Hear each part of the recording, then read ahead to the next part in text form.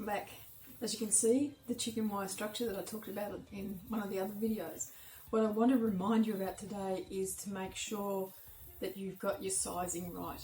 This particular design that I'm starting to throw together to get an idea of where I want to do placements needs to be 60 centimetres, and already I know that the sides are over, and the beauty of the chicken wire is that I can adjust that. But I'm very close to the edges with the Gymea stalks. I didn't want to cut them in the end because I like them that length. It's a useful length for me for all sorts of things.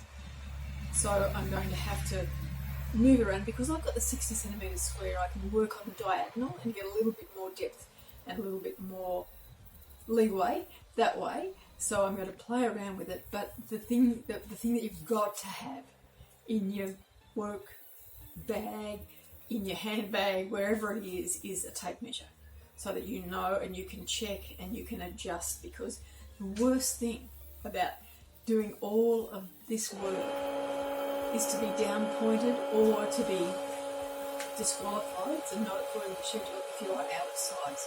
So check your sizing, before you walk away from the competition area, and make sure that you're comfortably within the size that's allocated to you.